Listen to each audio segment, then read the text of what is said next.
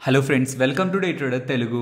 Good evening. Sensex 271 points down అయి 82,059 దగ్గర close అయితే నిఫ్టీ 74 పాయింట్స్ డౌన్ అయి 24,945 దగ్గర క్లోజ్ అయింది. వెరాస్ బ్యాంక్ నిఫ్టీ 66 పాయింట్స్ గెయిన్ అయి 55,421 దగ్గర క్లోజ్ అయింది. ఫ్రెండ్స్, ఇవాల్టి మార్కెట్ ని కొంత జాగ్రత్తగా అర్థం చేసుకోవడానికి ప్రయత్నించండి. మీకు వీకెండ్ లో యుఎస్ కి సంబంధించి మూడీస్ వాళ్ళు డౌన్ గ్రేడ్ చేశారు. మార్కెట్స్ భారీగా పడతాయనేలా ఫైనాన్షియల్ ప్లాట్ఫామ్స్ లో చాలా వాటిల్లో అంటే 1% 2% యుఎస్ మార్కెట్స్ పడతాయనేలా, మన మార్కెట్స్ పడతాయనేలా చాలా దగ్గరలో మీరు నాయిస్ ని వినే ఉంటారు. కానీ వాళ్ళ మార్కెట్ పెద్దగా పడిందా? లేదు. దీనికి రీజన్స్ మాట్లాడుకుందాం. అలానే జరిగింది చిన్నది దానిలా చూడొద్దు. మూడీస్ వాళ్ళు యుఎస్ గవర్నమెంట్ రిలేటెడ్ గా చాలా బిగ్ స్టేట్మెంట్స్ చేస్తున్నారు. Not only US government, not only Moody's, సాక్షాత్తు యుఎస్ కి సంబంధించిన అఫీషియల్సే కమింగ్ టైమ్స్ లో యుఎస్ రిలేటెడ్ గా డెట్ గురించి కన్సర్న్ అయితే వ్యక్తం చేస్తున్నారు. వాటన్నిటిని స్టెప్ బై స్టెప్ మాట్లాడుకుందాం. ఇంతకీ మూడీస్ టాపిక్ ఏంటి? మూడీస్ వాళ్ళు డౌన్ గ్రేడ్ చేశారు యుఎస్ అని ఇలా చాలా దగ్గర విన్నాం మేము రీసెంట్ వీకెండ్ నుంచి. అంటే మన గ్లోబల్ గా 3 టాప్ క్రెడిట్ ఏజెన్సీస్ ఉంటాయి. బిగ్ 3 అని వాళ్ళని పిలుస్తారు. S&P 500, Moody's and Fitch. ఈ మూడు అనమాట. జస్ట్ ఈ మూడింటిని మీరు గూగుల్లో సెర్చ్ చేసినా మీకు ఇలాంటి ఇమేజ్ ఒకటి వచ్చేస్తుంది. ఈ ఇమేజ్ ని మీరు జాగ్రత్తగా గమనించారంటే గతంలో యుఎస్ రిలేటెడ్ గా మూడీస్ కానీ, S&P వాళ్ళు కానీ, స్టాండర్డ్ అండ్ పూర్ వాళ్ళు కానీ, ఫిచ్ వాళ్ళు కానీ, మూడు రేటింగ్ ఏజెన్సీస్ కూడా టాప్ రేటింగ్ ఇచ్చాయన్నమాట. AAA టాప్ ఇదే కదా. దాని తర్వాతవన్నీ దానికంటే తక్కువ ఉండేటివి. సో టాప్ లో highest rating AAA rating US కి ఇచ్చింది. ఫస్ట్ S&P వాళ్ళు, స్టాండర్డ్ అండ్ పూర్ వాళ్ళు ఏం చేశారంటే ఈ AAA రేటింగ్ ని AA+ కి మార్చారు. ఎప్పుడు మార్చారు? 2011లో. అప్పుడు యుఎస్ మార్కెట్ అయితే ఏకంగా 6% దగ్గరగా పడిందనమాట. ఫస్ట్ వీళ్ళు మార్చారు, తర్వాత ఫిచ్ వాళ్ళు మార్చారు. August 1, 2023లో AAA నుంచి AA+ కి మార్చారు. అప్పుడు కూడా యుఎస్ మార్కెట్ బానే పడింది, కానీ 6% దగ్గరగా కాదు, 1-2% దగ్గరగా పడింది అంతే. సో ఫస్ట్ టైం వీళ్ళు డౌన్ గ్రేడ్ చేసినప్పుడు ఈ మూడు టాప్ వరల్డ్ లో ఉన్న టాప్ రేటింగ్ ఏజెన్సీస్ లో ఫస్ట్ వన్ ఎవరైతే ఫస్ట్ సర్ప్రైజ్ ఇచ్చారో అప్పుడు మార్కెట్ షాక్ కి గురైంది, పడింది ఒక 6%. తర్వాత ఇంకొకరు చేసినప్పుడు, ఆల్రెడీ ఫస్ట్ ఒకరు చేసినప్పుడే యుఎస్ రిలేటెడ్ గా ప్రాబ్లం మార్కెట్ అర్థం చేసుకుంది, దాన్ని డైజెస్ట్ చేసుకుంది. సెకండ్ వాళ్ళు కూడా చేసేసరికి అప్పుడు మార్కెట్ 1-2% పడింది. బట్ ప్రిపేర్డ్ గా ఉంది థర్డ్ వాళ్ళు కూడా చేస్తారు, మూడీస్ వాళ్ళు కూడా డౌన్ గ్రేడ్ చేస్తారు అని. ఎస్, మూడీస్ వాళ్ళు కూడా AAA నుంచి నెక్స్ట్ ఉన్న రేటింగ్ ఏంటి? AA1, దీనికి డౌన్ గ్రేడ్ చేశారనమాట. బట్ ఇవన్నీ కూడా investment గ్రేడే. AAA, AA1, AA2, AA3, మళ్ళీ A1, A2, A3, Baa1, Baa2, Baa3, ఇవన్నీ కూడా ఇన్వెస్ట్మెంట్ గ్రేడే. కంగారు పడిపోయే గ్రేడ్ కాదు. బట్ స్టిల్ ఒక్క స్టెప్ వెనక్కి తోస్తుండడం. అది కూడా ఎవరిని? యుఎస్ కి సంబంధించిన సోవరెన్ బాండ్స్ ని, అంటే వాళ్ళ గవర్నమెంట్ బాండ్స్ ని ఒక్క స్టెప్ వెనక్కి తోస్తుండడం. మార్కెట్స్ కొంత కంగారు పడి, ఈక్విటీ మార్కెట్స్ లో కొంత సెల్ ఆఫ్, గోల్డ్ లో కొంత పెరిగే ప్రయత్నం జరిగింది. బట్ గుర్తుంచుకోవాల్సింది, ఫస్ట్ టైం ఎప్పుడైతే S&P వాళ్ళు 2011లో డౌన్ గ్రేడ్ చేశారో August 5న, అప్పుడే మార్కెట్ కి బిగ్ షాక్. తర్వాత చిన్న షాక్. ఈ 2 షాకులు తగలగానే మార్కెట్ కి అర్థమైంది మూడీస్ వాళ్ళు కూడా డౌన్ గ్రేడ్ చేస్తారని. ఇన్ఫాక్ట్ మీకు గుర్తుంటే ఇక్కడ నేను అండర్లైన్ కూడా చేస్తున్నాను చూడండి. 2023లోనే మూడీస్ వాళ్ళు వార్న్ చేశారు, ఈ AAA రేటింగ్ ఏదైతే మేము ఇస్తున్నామో దాన్ని మేము డౌన్ గ్రేడ్ చేస్తామని. ఆల్రెడీ వార్నింగ్ ఉంది, అది కూడా మార్కెట్ కి తెలుసు, డౌన్ గ్రేడ్ అవుతుందని కూడా తెలుసు. సో ఏదైతే జరిగిందో మీకు ఓవర్ నైట్ లో, అంటే ఈ ఓవర్ నైట్ అంటే లాస్ట్ ఓవర్ నైట్ కాదు, ఫ్రైడే యుఎస్ మార్కెట్స్ క్లోజ్ అయిన తర్వాత ఓవర్ నైట్ లో ఏదైతే మూడీస్ వాళ్ళు ఇచ్చిన అప్డేట్ ఉందో అది ఒక big shocking surprise, negative surprise అయితే కాదు. గతంలో ఉంటున్న S&P తో కంపేర్ చేస్తే ఫిచ్ ఒక ఇంపాక్ట్ తక్కువ, ఫిచ్ తో కంపేర్ చేస్తే మూడీస్ వాళ్ళ ఇంపాక్ట్ తక్కువ.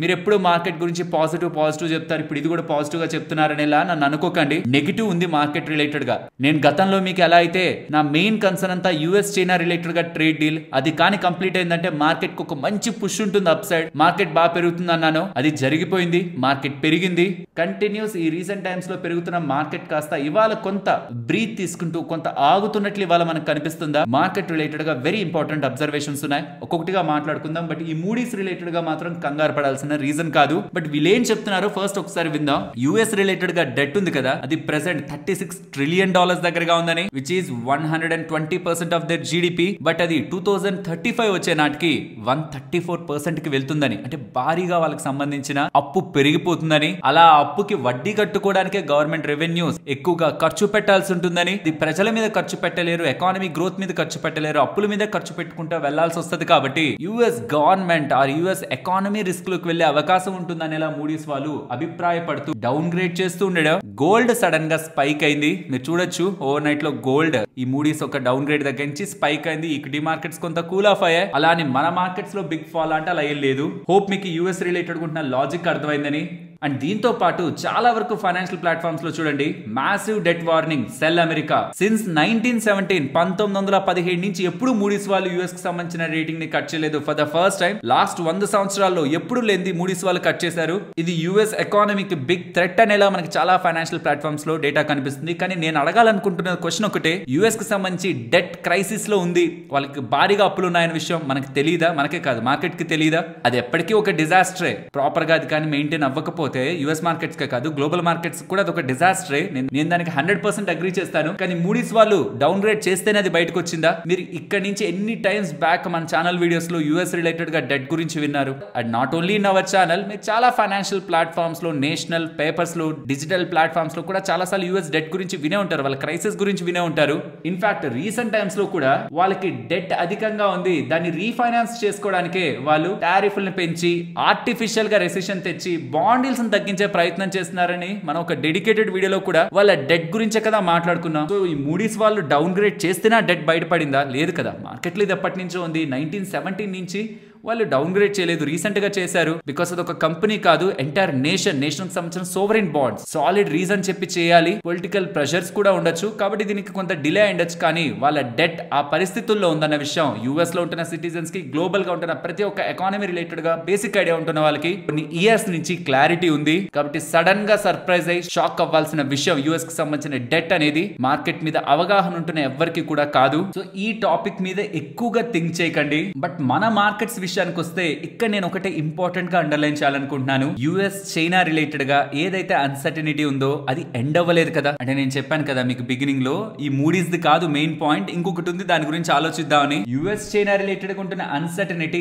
90 డేస్ పాటు పాస్ తీసుకుందంతే, అది ఎండ్ అవ్వలేదు. అంటే వాళ్ళిద్దరేమి చేయి కలిపేసుకొని మా ట్రేడ్ ఇష్యూస్ అన్నిటిని సెటిల్ చేసుకున్నామని వాళ్ళు ఇంకా మనకి చెప్పలేదు. ఇక్కడ ఇంకొకటి మనం బిట్వీన్ ద లైన్స్ చదవాల్సిన ఇంకొక ఇంపార్టెంట్ ఆస్పెక్ట్ ఏంటంటే, మీరు బాగా గమనించండి, 2025 స్టార్టింగ్ లో యుఎస్ కి చైనాకి మధ్యలో టారిఫ్ ఎంతో తెలుసా? అంటే చైనా నుంచి యుఎస్ కు వస్తున్న 2025 బిగినింగ్ లో అది 11%, ఇప్పుడు ఎఫెక్టివ్ గా 39% ఉంది. చాలా ఎక్కువే. రీసెంట్ టైమ్స్ లో 145% నుంచి తగ్గించుకున్నారు కరెక్టే, బట్ ఈ 2025 లో ఎక్కడుందో అంతకు మించి దానికి ఒక 3 రెట్ల దగ్గరగా ప్రెసెంట్ 39% దగ్గరగా యుఎస్ చైనా మీద టారిఫ్ వేస్తూ ఉంది. కొద్ది రోజుల పాటు వాళ్ళు పాస్ చేసుకున్నారు, 90 డేస్ పాటు పాస్ చేసుకున్నారు. ఈ లోపు డిస్కషన్స్ కానీ ప్రాపర్ రేంజ్ లో అది ఫ్రూట్ఫుల్ గా ఎండ్ అవ్వకపోతే కొన్ని డేస్ తర్వాత, ఆ 90 డేస్ తర్వాత మళ్ళీ ట్రేడ్ టెన్షన్స్ రిలేటెడ్ గా మనం వార్తలను విన్నామంటే అది మార్కెట్స్ రిలేటెడ్ గా సడన్ సర్ప్రైజ్ అవుతుంది. 90 డేస్ అంటే ఎంత టైం పీరియడ్? మీరు చూస్తే ఈ అప్డేట్స్ మనకు వచ్చింది 7 days back. So 7 days back అంటే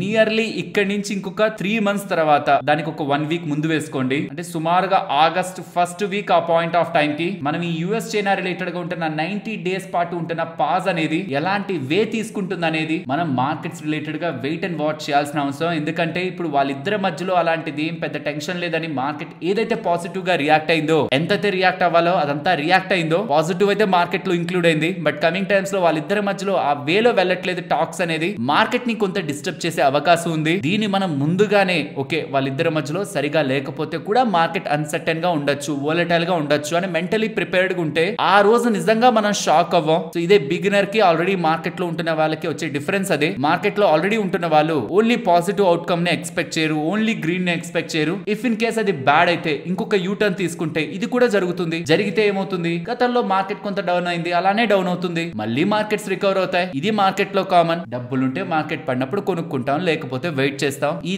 థీమ్ ని ఎప్పటికీ ఇన్వెస్టర్స్ మైండ్ లో ఉంచుకోవాలి. నెగిటివ్ అయితే చెప్పేశాను కదా, పాజిటివ్ యాంగిల్ ఇంకొకటి చెప్పనా. FIS వెరీ స్ట్రాంగ్ గా లాస్ట్ మార్కెట్ లో, లాస్ట్ ఫ్రైడే మార్కెట్ లో మీరు చూస్తే 8,800 crore దగ్గరగా ఇండియన్ ఈక్విటీ మార్కెట్స్ లో బై సైడ్ ఉంటున్నారు. అలానే డిఐఎస్ గురించి చెప్తూ వచ్చాను కదా, వాళ్ళ క్యాష్ హోల్డింగ్స్ 2 లక్షల కోట్లకి పైగానే ఉన్నాయి. మార్కెట్ పడితే డబ్బులు పెడదామని 2,15,000 కోట్ల దగ్గరగా వాళ్ళు పక్కన డబ్బులు పెట్టించుకున్నారు. ఏదైనా స్కోప్ వాళ్ళకి ఆపర్చునిటీ మార్కెట్ రిలేటెడ్ గా ఉంది, స్ట్రాంగ్ గా పెరిగే అవకాశం ఉంది అనుకున్నప్పుడు ఆ డబ్బులు కూడా మార్కెట్ లో ఫ్లో అయ్యే అవకాశం ఉంది. సో ఏదైతే యుఎస్ చైనా రిలేటెడ్ గా ఉన్న అన్సర్టనిటీతో మార్కెట్ రికవర్ అవ్వాలో ఆ పని అయితే అయిపోయింది. కమింగ్ డేస్ లో FIS, DIS and market results market ని ఇటు సైడ్ తీసుకువెళ్తా అనేది డిసైడ్ అవుతుంది. ఇన్ బిట్వీన్ ఒకవేళ యుఎస్ చైనా రిలేటెడ్ గా ఉంటున్న అన్సర్టనిటీ ఎండ్ అయిపోయింది అనేలా మనకి ఏదైనా క్లారిటీ వచ్చినా అది మార్కెట్స్ ని పుష్ చేస్తుంది. ఒకవేళ అది ఆపోజిట్ గా ఉంటే మార్కెట్ ని కొంత వోలటైల్ గా ఉంచుతుంది అన్న విషయాన్ని కూడా మనం గుర్తుంచుకోవాలి. అండ్ ఇంకొక ఇంపార్టెంట్ థింగ్ ని కూడా మీకు మెన్షన్ చేయాలి. మే 19th నుంచి 22nd వరకు, అంటే ఇవాల్టి నుంచి 22nd వరకు మన Indian commerce minister Piyush Goyal గారు తనకు సంబంధించిన బృందం యుఎస్ కి సంబంధించిన ట్రేడ్ టాక్స్ మీద మాట్లాడబోతుందని అప్డేట్స్ అయితే కనిపిస్తున్నాయి. యుఎస్ విజిట్ అండ్ అక్కడ బైలేటరల్ టాక్స్ లో యుఎస్ అఫీషియల్స్ తో ఈ ట్రేడ్ డీల్ రిలేటెడ్ గా డిస్కషన్స్ ఉంటాయని కూడా అప్డేట్స్ కనిపిస్తున్నాయి. ఇఫ్ ఇన్ కేస్ ఇక్కడ ఏదైనా ఫైనలైజ్ అవుతూ ఉంటే మే 19 నుంచి 22nd లోపు ఏదైనా బిగ్ అనౌన్స్మెంట్ ఏదైనా వస్తూ ఉంటే అదొక ఇంట్రెస్టింగ్ పాయింట్ లా చూడాలి. చాలా వరకు ఫైనాన్షియల్ ప్లాట్ఫామ్స్ లో India US trade deal soon అనేలా లాస్ట్ 2 days లో చాలా అప్డేట్ అవుతూ ఉన్నాయి. బికాస్ పీయూష్ గోయల్ గారు కూడా వెళ్తున్నారు నెగోసియేషన్స్ కి. మే 19 నుంచి 22nd వరకు డిస్కషన్స్ ఉంటాయి కాబట్టి ఫైనల్ ఫేజ్ ఆఫ్ నెగోసియేషన్స్ లో టోటల్ అంతా సెట్ అవుతున్నట్లయితే ఒక అనౌన్స్మెంట్ ట్రంప్ సైడ్ నుంచి ఇండియన్ గవర్నమెంట్ అఫీషియల్ సైడ్ నుంచి ఉండే అవకాశం ఉంది. బట్ నా వరకు అది లేట్ అయినా పర్లేదు కానీ, ఇండియాకి యుఎస్ కి ట్రేడ్ టాక్స్ లేట్ అయినా పర్లేదు కానీ త్వరగా అయిపోవాలని, వాళ్ళు ఏ ఆంక్షలు పెడితే ఆంక్షలను కొప్పేసుకొని వాళ్ళకి మాత్రమే బెనిఫిట్ ఉండేలా, మనం కంప్లీట్ గా వెనక్కి వెళ్లేలా లైక్ యూకే వాళ్ళు చేసినట్టు అలాంటి ట్రేడ్ డీల్ ని మాత్రం మనం ఎటువంటి పరిస్థితుల్లోనూ యాక్సెప్ట్ చేయకూడదు.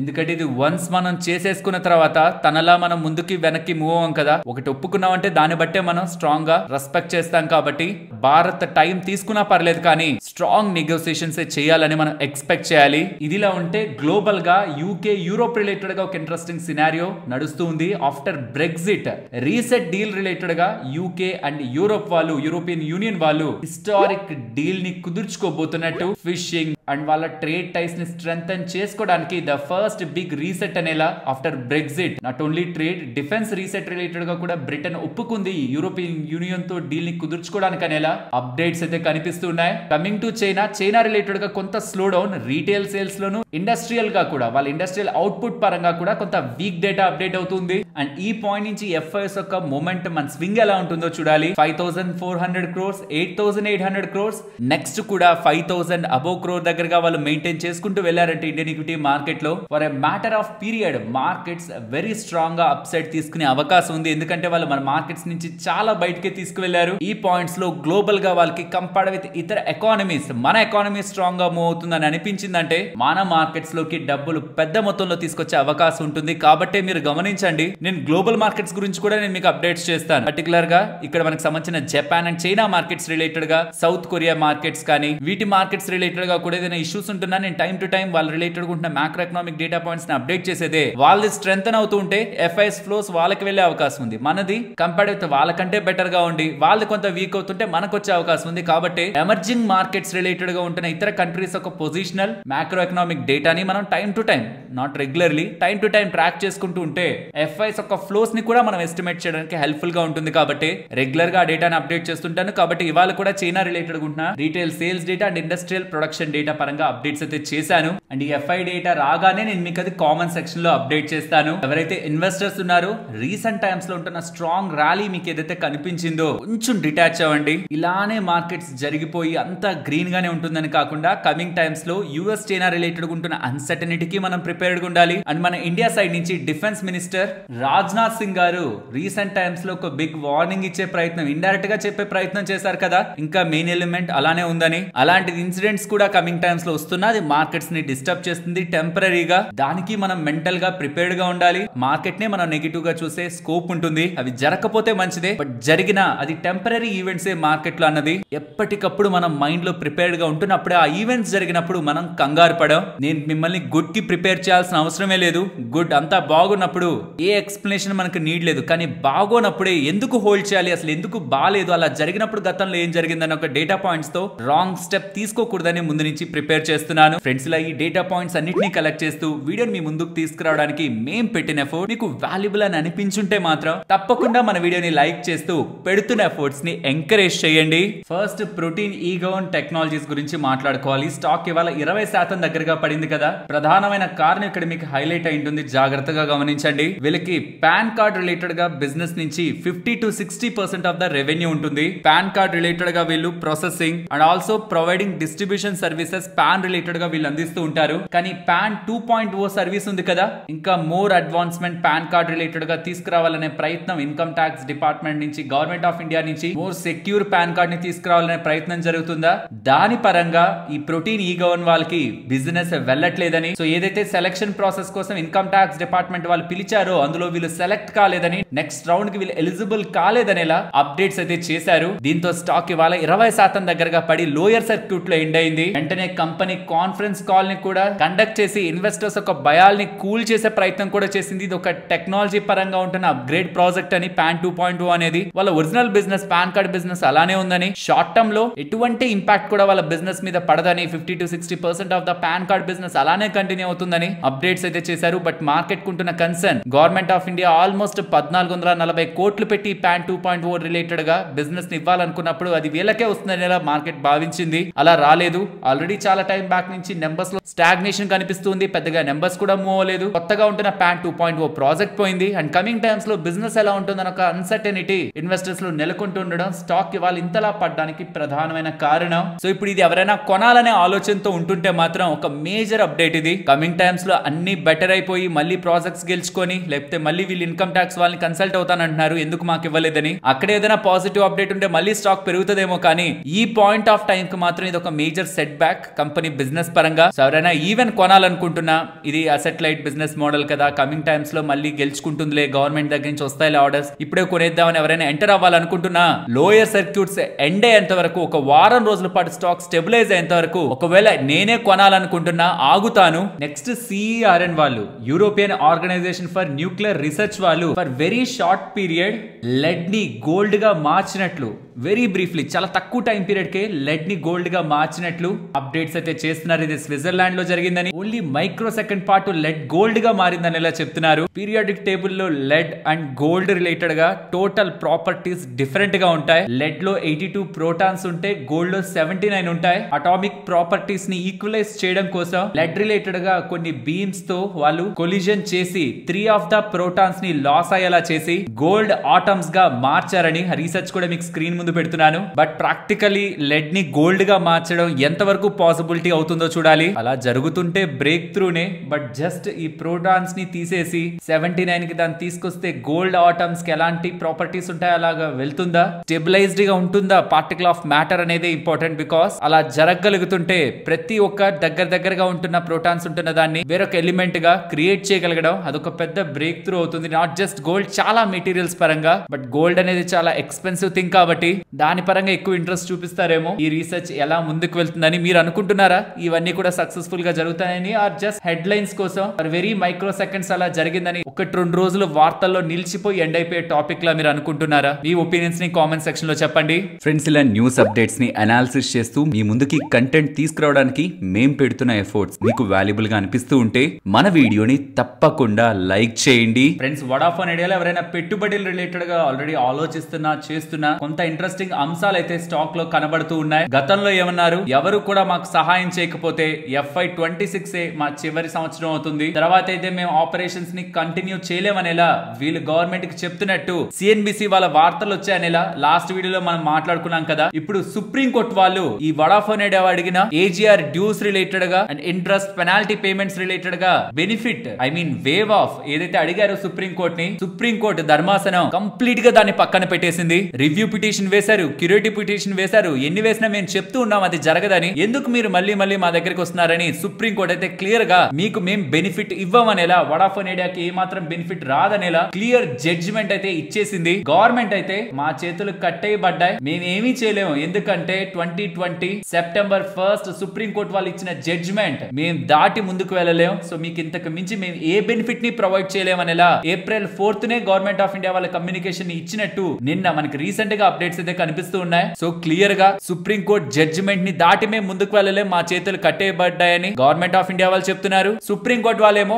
మేము రూపాయి కూడా బెనిఫిట్ మీకు ఇచ్చేది లేదు, మీ ఇష్టం, మీకు ఏది నచ్చితే చేసుకోండి అనేలా వడాఫోన్ ఐడియా వాళ్ళతో చెప్తున్నారు. అండ్ వడాఫోన్ ఐడియా వాళ్ళు మాత్రం ఇండైరెక్ట్ గా FY26 తర్వాత నుంచి మేము ఆపరేట్ చేయలేము, మాకెవరు హెల్ప్ చేయలేకపోతే మేము ఆపరేట్ చేయలేం, జియోపోలి అయిపోతుంది, జియో భారతి ఎయిర్టెల్ ఉండిపోతుంది, మా దగ్గర ఉంటున్న 20 కోట్ల సబ్స్క్రైబర్స్ కి చాలా పెద్ద పానిక్ అవుతుంది, అది డిజిటల్ ఇండియాకి మంచిది కాదనేలా వడాఫోన్ ఐడియా వాళ్ళు గవర్నమెంట్ ని ధర్మాసనాన్ని ఇండైరెక్ట్ గా అడుగుతున్నారనేలా కూడా మనకి చాలా ఫైనాన్షియల్ ప్లాట్ఫామ్ ప్లాట్ఫామ్స్ లో డేటా అయితే ఉంది. బట్ వేటికి కూడా government of India, supreme court positive గా రెస్పాన్స్ ఇస్తున్నట్లు కనిపించట్లేదు. ఈ మధ్యలో ఎయిర్టెల్ వాళ్ళు కూడా మేము మాత్రం ఏం తప్పు చేసాం, మాకు కూడా ఆపరేషనల్ డిఫికల్టీస్ ఉన్నాయి, మీరు వడాఫోన్ ఐడియాకి ఏమైనా ప్రొవైడ్ చేయాలనుకుంటే అది మాకు కూడా ప్రొవైడ్ చేయండి. ఎయిర్టెల్ వాళ్ళకి కూడా ఉన్నాయి కదా, ఏజీఆర్ డ్యూస్ ఉంది, ఇంట్రెస్ట్ ఉంది, పెనాల్టీ ఉంది. మీరు నిజంగా హెల్ప్ చేయాలనుకుంటే ఓన్లీ వడాఫోన్ ఐడియాకే కాదు మాకు కూడా హెల్ప్ చేయండి, మేమేం తప్పు చేసామని ఎయిర్టెల్ రిలేటెడ్ గా కూడా వాదనలు వెళ్తున్నాయి అనేలా కొన్ని ఫైనాన్షియల్ ప్లాట్ఫామ్స్ అయితే రిపోర్ట్ చేస్తున్నాయి. బట్ ఫైనలీ ఇక్కడ ఎయిర్టెల్ కానీ వడాఫోన్ ఐడియా కానీ దేనికి కూడా బెనిఫిట్ రాలేదు. బట్ ఎయిర్టెల్ కి రాకపోయినా పర్లేదు, క్యాష్ ఫ్లోస్ తో మేనేజ్ అయిపోతుంది. బట్ వడాఫోన్ ఐడియాకి రాకపోతే మాత్రం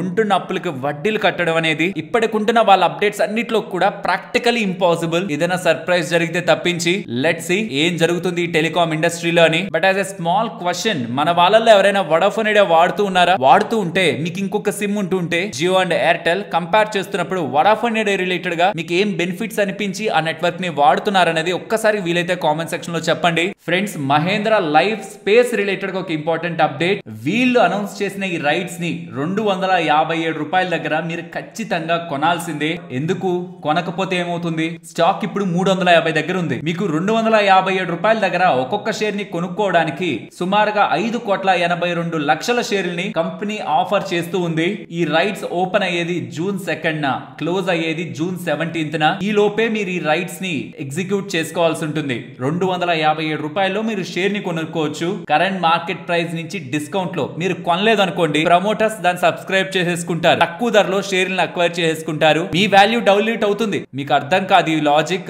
వాల్యూ డైల్యూట్ అవుతుంది. బికాస్ న్యూ షేర్స్, రైట్స్ అంటేనే కొత్త షేర్స్ ఇష్యూ చేస్తున్నారు వాళ్ళు తక్కువ ధరలో. అది మీరు మీ వాటాని మీరు తీసుకోకపోతే మీ వాటాని ఇంకొకరు తీసుకుంటున్నట్టు అనమాట. నాకు ఈ రైట్స్ లో పాల్గొనడం తెలియదు అని అనుకుంటే, ఎవరైనా ఇది ఎక్కువగా హోల్డ్ చేస్తుంటే మీరు కామెంట్ సెక్షన్ లో చెప్తే నేను మన వీడియోలో కూడా నేను మీకు చూపించి ఎక్స్ప్లెయిన్ చేస్తాను. ఎందుకంటే రికార్డ్ డేట్ కి ఇంకా టైం ఉంది. స్టాక్స్ ని కొనైనా నేను మీకు చూపిస్తాను. ఒకవేళ మీకు తెలియదు, ఇదేని కాదు, నెక్స్ట్ కమింగ్ టైమ్స్ లో ఏదైనా రైట్స్ వచ్చింది మీకు తెలియదు అనుకోండి, ఇప్పుడు వీళ్ళు చెప్తున్న దాని ప్రకారం అయితే for every 8 shares 3 right shares ఇస్తానంటున్నారు. మీ దగ్గర 8 షేర్లు ఉంటే 3 రైట్ షేర్స్ కొనుక్కోవడానికి ఎలిజిబుల్. కాబట్టి దానికి తగ్గట్టు ఈ రైట్స్ లో మీరు పాల్గొనడానికి ఎంట్రీ పాస్ లా మీకు 6 షేర్స్ అని ఒకటి క్రెడిట్ అవుతాయి డిమాట్ అకౌంట్ లో. అవి క్రెడిట్ అయిన తర్వాత మీరు మార్కెట్ లో అమ్మేసినా అదైనా మీకు లాభమే. మీరు అది అమ్మలేదు అనుకోండి, ఈ రైట్స్ క్లోజ్ అయ్యే పాయింట్ కి కొంత టైం ముందుకి ఆ 6 షేర్స్ మీకు కనిపించకుండా పోతాయి. అంటే సినిమాకి మీకు టికెట్ ఉంటున్నట్టు. ఎదురైతే మీరు సినిమా అయినా చూడాలి, వద్దనుకుంటే టికెట్ బయట అయినా అమ్మేయాలి. లేదా అది నా దగ్గరే పెట్టుకుంటాను, డిమాట్ అకౌంట్ లోనే ఉంది కదా, ఎక్కడికి పోతాయి అని మీరు అనుకుంటే ఆ సినిమా అయిపోయిన తర్వాత టికెట్ కి వాల్యూ ఉండదు.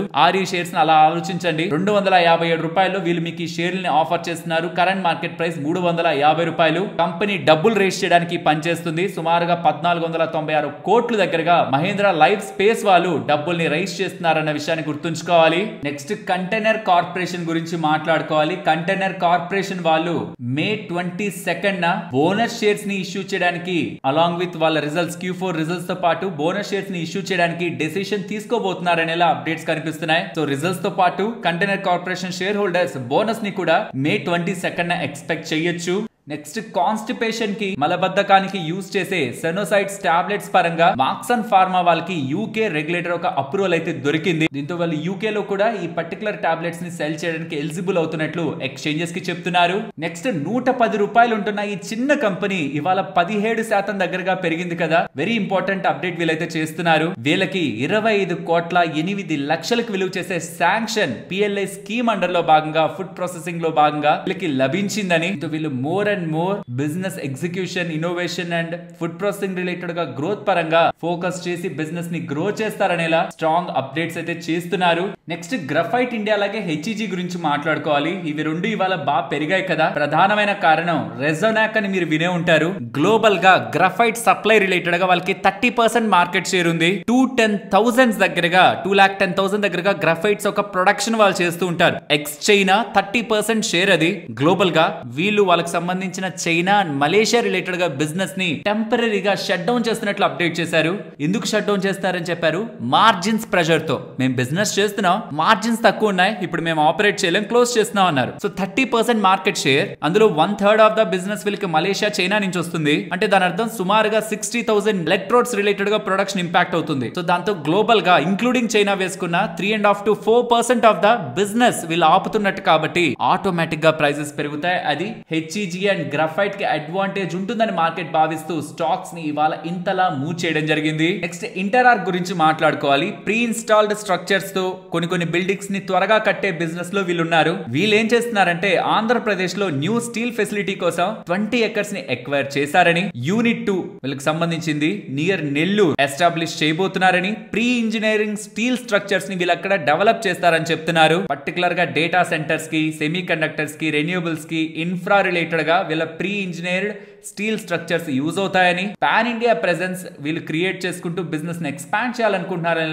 ఇంటరార్క్ వాళ్ళైతే అప్డేట్స్ చేస్తున్నారు. నెక్స్ట్ హెచ్ఎఫ్సిఎల్ వాళ్ళకి 76 crore 21 lakhs విలువ చేసే order optical fibre cables related గా లభించిందని, ఇందులో 59 crore 19 lakhs దగ్గరగా ఓవర్సీస్ ఆర్డర్ టెలికాం క్లయింట్ నుంచి అని, అండ్ 17 crore 2 lakhs దగ్గరగా పిఎస్యు క్లయింట్ ఐటీఐ వాళ్ళ దగ్గర నుంచి లభించిందని, ఈ ఎక్స్పోర్ట్ ఆర్డర్ ఏమో సెప్టెంబర్ 2025 లోపు కంప్లీట్ చేస్తారని, డొమెస్టిక్ గా ఉన్న ఆర్డర్ ఏమో జూన్ 2025 లోపు కంప్లీట్ చేస్తారని ఇలా హెచ్ఎఫ్సిఎల్ వాళ్ళు అప్డేట్ చేస్తున్నారు. అండ్ ఈ టెలికాం ఇన్ఫ్రాస్ట్రక్చర్ కంపెనీస్ ని కొంత ఫోకస్ లో ఉంచుకోవాలేమో, ఎందుకంటే government of India 6G notifications ని కూడా అనౌన్స్ చేసింది. 5G నెట్వర్క్స్ కంటే 100 times మోర్ పవర్ఫుల్ గా 6G ఉండబోతుంది అనేలా చాలా ప్లాట్ఫామ్స్ లో వాళ్ళైతే డేటా పబ్లిష్ అవుతుంది. వి హావ్ టు సీ దీని రిలేటెడ్ గా ఇంకెలాంటి ఇంట్రెస్టింగ్ అప్డేట్స్ ఉంటాయి. ఇది టెలికాం రిలేటెడ్ గా ఇన్ఫ్రాస్ట్రక్చర్ ప్రొవైడ్ చేస్తున్న కంపెనీస్ ఇంక్లూడింగ్ హెచ్ఎఫ్సిఎల్ మంచిగానే మనం చూడాలి. హెచ్ఎఫ్సిఎల్ కాకుండా ఏమేమి ఉన్నాయి ఈ టెలికాం ఎక్విప్మెంట్ ని, ఇన్ఫ్రాస్ట్రక్చర్ ని, నెట్వర్క్ ని ప్రొవైడ్ చేస్తున్నవి? తేజస్ నెట్వర్క్ గురించి మాట్లాడుకోవచ్చు. బట్ రీసెంట్ టైమ్స్ లో బిఎస్ఎన్ఎల్ రిలేటెడ్ తర్వాత వాళ్ళ ఆర్డర్స్ తర్వాత వాళ్ళకి ఏం పెద్ద బిజినెస్ ఉంటున్నట్టు నెంబర్స్ లో మనకి రిఫ్లెక్ట్ అవ్వలేదు. బట్ వాళ్ళు కూడా ఒక టెలికాం ప్లేయరే. రైల్టెల్ కానీ, టాటా కమ్యూనికేషన్ కానీ, రిలయన్స్, భారతీ ఎయిర్టెల్, హెచ్ఎఫ్సిఎల్ వీళ్ళందరినీ కూడా మనం ఈ సెగ్మెంట్ లో మెయిన్ ప్లేయర్స్ గా చూడొచ్చు. పర్టికులర్ గా హెచ్ఎఫ్సిఎల్ వాళ్ళు ఆల్రెడీ వైఫై 6 సొల్యూషన్స్ ని అండర్ వాళ్ళ ఐఓ ప్రొడక్ట్ లైన్ రిలేటెడ్ గా డెవలప్ చేస్తూ ఉన్నారు. నెక్స్ట్ రిలయన్స్ పవర్ వీళ్ళు 2000 crore విలువ చేసే సోలార్ ప్రాజెక్ట్ భూటాన్ లో బిల్డ్ చేయబోతున్నారని, ఇందుకు గాను వీళ్ళు గ్రీన్ డిజిటల్ ప్రైవేట్ లిమిటెడ్ వాళ్ళతో టైఅప్ ని కుదుర్చుకున్నట్టు అప్డేట్స్ అయితే చేస్తున్నారు. నెక్స్ట్ ప్రీమియర్ ఎనర్జీస్ గురించి మాట్లాడుకోవాలి. వీళ్ళు 2.4 gigawatt సోలార్ కెపాసిటీని 475 crore క్యాపెక్స్ చేసి యాడ్ చేసుకోబోతున్నారని అప్డేట్స్ చేస్తున్నారు. ఎక్కడెక్కడ యాడ్ చేసుకుంటున్నారు? వీళ్ళకి ఆంధ్రప్రదేశ్ నాయుడుపేట రిలేటెడ్ గా సెల్ ప్లాంట్ ఉంది కదా, టాప్కాన్ సెల్ ప్లాంట్, అక్కడ 0.8 gigawatt కెపాసిటీని యాడ్ చేసుకుంటున్నారు 349 crore 75 lakhs పెట్టి. అలాగే రంగారెడ్డిలో తెలంగాణలో మాడ్యూల్ ప్లాంట్ ఉంది కదా, అక్కడ కూడా టాప్కాన్ రిలేటెడ్ గానే అక్కడ 1.6 gigawatt, ఈ రెండింటికి గాను 475 crore పెట్టి 2.4 gigawatt సోలార్ కెపాసిటీ యాడ్ చేసుకోబోతున్నారనేలా. ఇదంతా ఇంటర్నల్ అక్రూవల్స్ లో అలానే జరగబోతుందనేలా. మార్చ్ టు సెప్టెంబర్ 2026 వీటి బిజినెస్ స్టార్ట్ అవుతాయనేలా అప్డేట్స్ అయితే కనిపిస్తున్నాయి. Next result first Amber Enterprises తో స్టార్ట్ చేద్దాం. స్టాక్ పడింది ఇవాళ. నెంబర్స్ బాలేకేం కాదు, నెంబర్స్ బానే ఉన్నాయి. రెవెన్యూ 34% దగ్గరగా ఇంప్రూవ్ అవుతుంది. మార్జిన్స్ స్లైట్ గా డిక్రీజ్ అవుతున్నాయి. ప్రాఫిటబిలిటీ నియర్లీ 22% దగ్గరగా ఇంప్రూవ్ అయింది. లాస్ట్ క్వార్టర్ తో పోలిస్తే మార్జిన్ ఇంప్రూవ్ అయింది. But last year same quarter తో కంపేర్ చేస్తే మార్జిన్ కొంత డిక్లైన్ అయింది. 7.8 నుంచి 7.5 వచ్చింది. సెగ్మెంట్ వైడ్ గ్రోత్ చూస్తే consumer durables 28% growth, electronic segment పరంగా 74% growth, railway sub system and defence పరంగా కూడా 1.6% గ్రోత్ దగ్గరగా మనకి కనిపించింది. అండ్ ఓవరాల్ క్యాష్ ఫ్లోస్ పరంగా కూడా స్ట్రాంగ్ సెట్ ఆఫ్ డేటానే మనకి అంబర్ ఎంటర్ప్రైజెస్ దగ్గర నుంచి కనిపిస్తుంది. నెక్స్ట్ డెలివరీ దగ్గర నుంచి కూడా స్ట్రాంగ్ సెట్ ఆఫ్ నెంబర్స్ కనిపిస్తున్నాయి. ఆల్మోస్ట్ 2191 crore దగ్గరగా రెవెన్యూ మనకు కనిపిస్తుంది. ఇయర్ ఆన్ ఇయర్ లో అదేం పెద్ద గ్రోత్ కాదు, కానీ మార్జిన్స్ ఇంప్రూవ్ అవుతున్నాయి. లాస్ట్ టైం 2.2% మార్జిన్స్ ఉంటే ఇప్పుడు 5.4% మార్జిన్ అవడం కారణంగా last time 68 crore loss post చేసిన వీళ్ళే ఇప్పుడు 72 crore ప్రాఫిట్ ని పోస్ట్ చేశారు బికాస్ ఆఫ్ మార్జిన్ ఎక్స్పాన్షన్. ఈ మార్జిన్ ఎక్స్పాన్షన్ ఎలా మారింది? డిప్రిసియేషన్ మెథడ్ లో కొన్ని చేంజెస్ జరిగాయి. స్ట్రైట్ లైన్ మెథడ్ SLM కి వీళ్ళు స్విచ్ అయ్యారు.